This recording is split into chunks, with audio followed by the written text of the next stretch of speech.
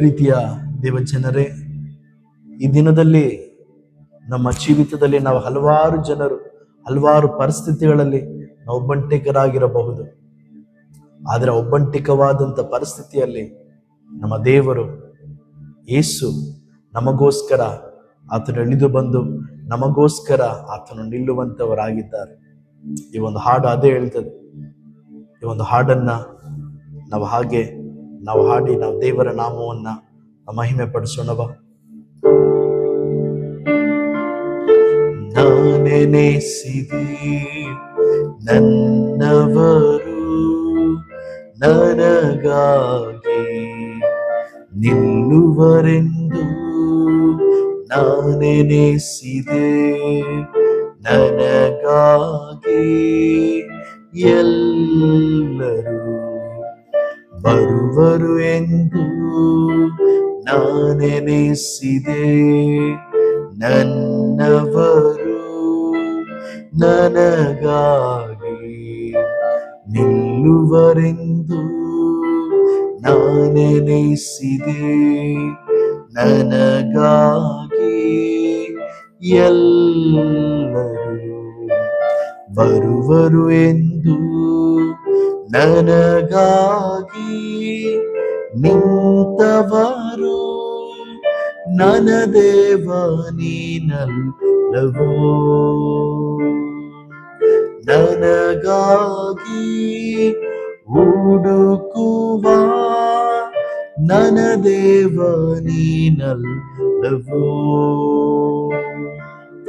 ಓಡಿ ಓಡಿನ ಬಂದಿರುವೆ, ಬಲವು ಜಯವಾದ ನಿಂಬಳಿಗೆ.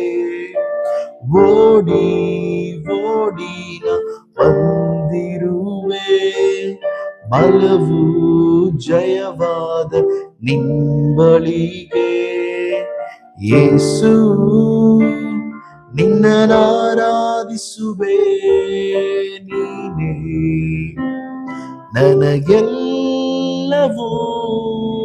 ಯೇಸು ನಿನ್ನನಾರಾಧಿಸುವೆ, ನೀನೇ ನನ್ನ ಸರ್ವಸ್ವವು, ನೀನೇ ನನ್ನ ಸರ್ವಸ್ವವು. ದೇವಜನರೇ, பிரியமான தேவனுடைய பிள்ளைகளே, ಈ ಒಂದು ದಿನದಲ್ಲಿ இந்த நாளிலும் ಈ ಒಂದು ವಿಡಿಯೋ ಮೂಲಕ ನಿಮ್ಮನ್ನು ಸಂಧಿಸಲು ಸಂಧಿಪದು ನನಗೆ ಬಹಳ ಸಂತೋಷ. மிகுந்த சந்தோஷம். ಈ ದಿನದಲ್ಲಿ இந்த நாளிலும் ನಾವು ನೋಡ್ಲಿಕ್ಕಿರುವಂತ ಕಾರ್ಯ, நாம் பார்க்க போகின்ற காரியம், ನಮ್ಮ ಜೀವಿತದಲ್ಲಿ நம்முடைய வாழ்க்கையிலே ಹಲವಾರು ಸಮಯಗಳಲ್ಲಿ ಅನೇಕ சூழ்நிலைகளிலே ನಾವು ಒಬ್ಬಂಟಿಗರಾಗಿ ಆಗ್ಬಿಡುತ್ತೇವೆ. நாம் தனிமையாக இருந்து விடுகிறோம்.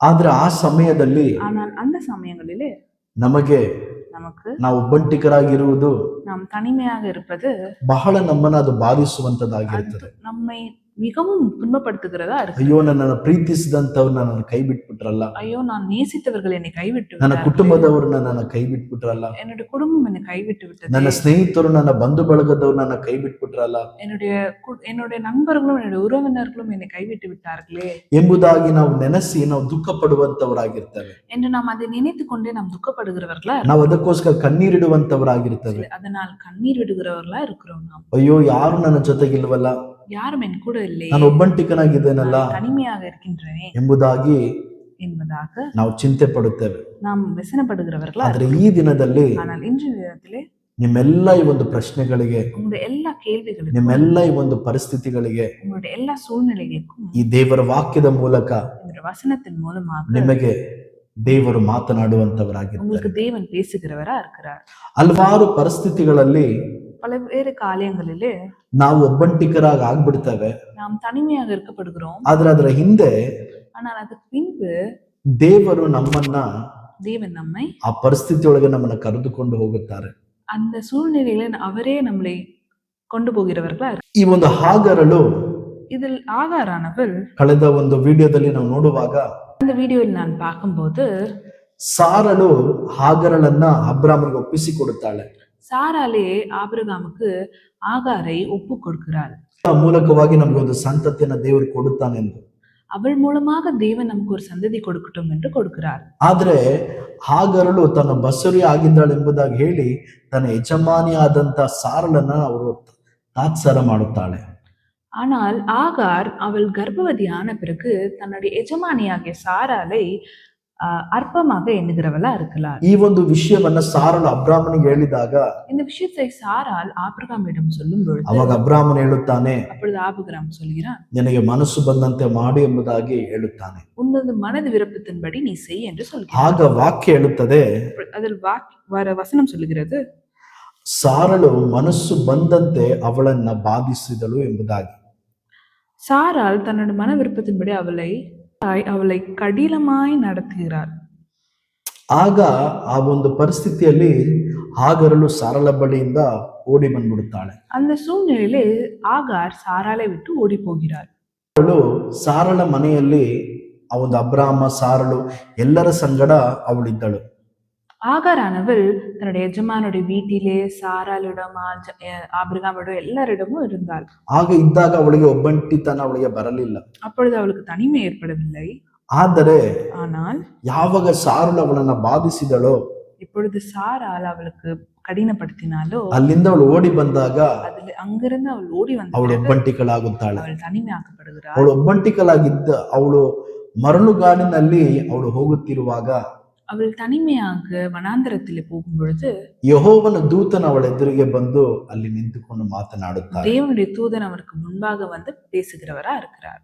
ಅಲ್ಲಿ ಅವಳನ್ನ ಕೇಳುವಾಗ அங்க அவர் கேட்கும் பொழுது ಒಂದು ಕಾರ್ಯವನ್ನ ಕೇಳುತ್ತಾರೆ. ஒரு காரியத்தை கேட்கிறார். ಸಾರಳ ದಾಸಿಯಾದ ಹಾಗರಳೆ ಎಲ್ಲಿಂದ ಬಂದೆ, ಎಲ್ಲಿಗೆ ಹೋಗುತ್ತಿ ಎಂದು ಕೇಳಿದಳು.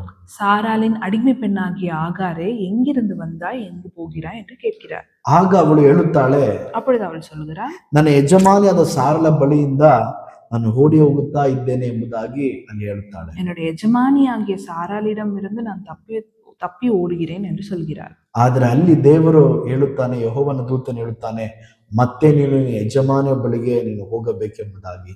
அங்கு தேவனுடைய தூதனானவன் நீ திரும்பவும் உன் எஜமானி இடத்தில் திரும்பி போ என்று சொல்கிறவர். ಅವಳಿಗೆ ತಕ್ಕಂತೆ ನಡೆದುಕೋ ಎಂಬುದಾಗಿ ಅಲ್ಲಿ ಹೇಳಿ ಅವಳನ್ನು ಕಳಿಸುತ್ತಾಳೆ. அவளுக்கு ஏற்றபடி நீ நடந்து கொள்ளு என்று சொல்லி அனுப்பிவிடுகிறார். ಇಲ್ಲಿ ನಾವು ನೋಡುವಾಗ இதில் நாம் பார்க்கும் பொழுது ಅಲ್ಲಿ ಯೆಹೋವನ ದೂತನು ಅವಳಿಗೆ ಮರಳುಗಾಡಿನಲ್ಲಿ ಅವಳಿಗೆ ಕಾಣಿಸಿಕೊಂಡನು. அங்கு வனாந்தரத்திலே தேவனுடைய தூதன் அவளுக்கு காணப்படுகிறாரா இருக்கிறார். ಇಲ್ಲಿ ನಮ್ಮ ಜೀವಿತದಲ್ಲೂ ಸಹ, இன்று நம்முடைய வாழ்க்கையிலும் ನಮ್ಮ ಜೀವಿತದಲ್ಲಿ ಯಾವಾಗ ಒಂದು ಅರಣ್ಯವಾದಂತ ಪರಿಸ್ಥಿತಿ ನಮಗೆ ಬರುತ್ತದೋ, நம்முடைய வாழ்க்கையில எப்பொழுது வனாந்தரம் போல பாதைகள் வருகின்றதோ, ಒಂದು ಪರಿಸ್ಥಿತಿ ನಮಗೆ அந்த ಉಂಟಾಗುತ್ತದೋ, மாதிரி ஒரு சூழ்நிலைகள் வருகின்றதோ, ನಮಗೆ ಅಲ್ಲಿ நமக்கு அங்கு ಬೇರೆ ಯಾವ ಮನುಷ್ಯರನ್ನು ನಾವು ನೋಡ್ಲಿಕ್ಕೆ ಆಗುವುದಿಲ್ಲ. எந்த மனுஷரை நம்ம பார்க்க முடியாது. ದೇವರನ್ನ ಮಾತ್ರ ನಾವು ನೋಡೋದಕ್ಕೆ ಸಾಧ್ಯ. தேவன் மாத்திரமே நம்மால் பார்க்க முடியும். ಇವತ್ತು ನಿಮ್ಮ ಜೀವಿತದಲ್ಲಿ ಒಂಟಿತನವನ್ನ ನೀವು ಅನುಭವಿಸ್ತಾ ಇದ್ದೀರಾ? இன்று உங்களுடைய வாழ்க்கையிலும் நீங்க தனிமையை அனுபவிக்கிறீர்களா? ಎಲ್ಲರಿಂದ ಕೈ ಬಿಡಲ್ಪಟ್ಟಿದ್ದೀರಾ? எல்லாராலும் கைவிடப்படுவர்களா இருக்கிறீர்களா? ಆದ್ರೆ ಇವತ್ತು ಈ ಒಂದು ಪರಿಸ್ಥಿತಿಯಲ್ಲೇ ದೇವರು ತನ್ನನ್ನು ನಮಗೆ ಪ್ರಕಟ ಮಾಡಿಕೊಳ್ಳುವಂತವರಾಗಿರ್ತಾರೆ. இந்த சூழ்நிலையிலே ஆண்டவர் தம்மை வெளிப்படுத்துகிறவரா இருக்கிறார். ಏಕೆಂದ್ರೆ ನಮ್ಮ ಜೀವಿತದಲ್ಲಿ ಮನುಷ್ಯರೆಲ್ಲ ನಮ್ಮ ಸುತ್ತಮುತ್ತಲು ಇರುವಾಗ, ஏனென்றால் நம்முடைய வாழ்க்கையிலே மனுஷர்கள் எல்லாம் நம்ம சூழ்ந்திருக்கும் பொழுது ದೇವರು ನಮ್ಮ ಸಂಗಡ ಇದ್ರೂ ಆತನನ್ನ ನಾವು ಅನುಭವಿಸ್ಲಿಕ್ಕೆ ಆಗುವುದಿಲ್ಲ.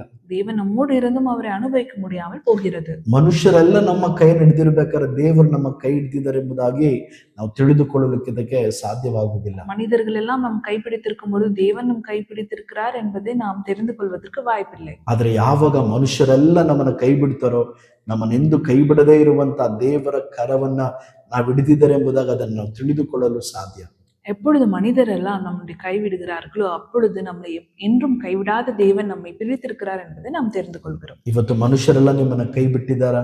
இன்று மனுஷர்கள் எல்லாம் உங்களை கைவிட்டிருக்கிறார்கள். ಮನುಷ್ಯರೆಲ್ಲ ನಿಮ್ಮನ್ನ ತಳ್ಳಿದಾರಾ? மனிதர்கள் எல்லாம் உங்களை தள்ளிவிட்டு ನಿಮ್ಮನ್ನ ಮರೆತಿದ್ದಾರಾ? உங்களை மறந்திருக்கிறார்களா? ಈ ಒಂದು ಪರಿಸ್ಥಿತಿಯಲ್ಲಿಯೇ இந்த சூழ்நிலையிலே ದೇವರು ಈ ಒಂದು ವಾಕ್ಯದ ಮೂಲಕ ನಿಮ್ಮೊಟ್ಟಿಗೆ, தேவன் இந்த வசனத்தின் மூலமாக உங்களோடு, ಮಗನೇ ಮಗಳೇ, மகனே மகளே, ನಾನು ನಿನ್ನನ್ನು ಕೈ ಬಿಡುವುದಿಲ್ಲ, நான் உன்னை கைவிடுவதில்லை, ನಾನು ನಿನ್ನನ್ನು ತೊರೆಯುವುದಿಲ್ಲ, நான் உன்னை விட்டு ನಾನು விலகுவதில்லை, ನಿಮ್ಮನ್ನು ಅನಾಥರನ್ನಾಗಿ ಬಿಡುವುದಿಲ್ಲ. நான் உன்னை அநாதராக ಯುಗದ விடுவதில்லை. ಸಮಾಪ್ತಿಯವರೆಗೂ உலகத்தின் முடிவு பரியந்தம் ನಾನು ನಿನ್ನ ಸಂಗಡ ಇದ್ದೇನೆ, நான் உங்களோடு இருக்கிறேன். ನಾನು ನಿನ್ನನ್ನು ಕೈ ಬಿಡದೇನೆ, ಕೊನೆ ತನಕ ನಿನ್ನ ನಡೆಸುತ್ತೇನೆ, நான் உங்களை கைவிடாமல் ನಿನ್ನನ್ನು கடைசி பரியந்தம் ಕಾಪಾಡುತ್ತೇನೆ உங்களை நடத்துகிறேன் ಎಂಬುದಾಗಿ ಹೇಳುವಂತ ದೇವರಾಗಿದ್ದಾನೆ. என்று சொல்கிற தேவனா இருக்கிறார். ಒಂಟಿತನಕ್ಕೆ ಹೋಗುವಾಗ, நாம் தனிமையில் போகும் பொழுது, ಅರಣ್ಯವಾದಂತ ಪರಿಸ್ಥಿತಿ, ಆ ಒಂದು ಸನ್ನಿವೇಶಕ್ಕೆ ಹೋಗುವಾಗ, வனாந்தர பாதையில் நாம் போகும் பொழுது, ಆ ಒಂದು ಪರಿಸ್ಥಿತಿಯಲ್ಲಿ அந்த சூழ்நிலைகளிலும் ನಾವು ದೇವರನ್ನ நாம் தேவனை ಮಾತ್ರ ನಾವು ನೋಡೋದಕ್ಕೆ ಸಾಧ್ಯ. நாம் பார்க்க முடியும்.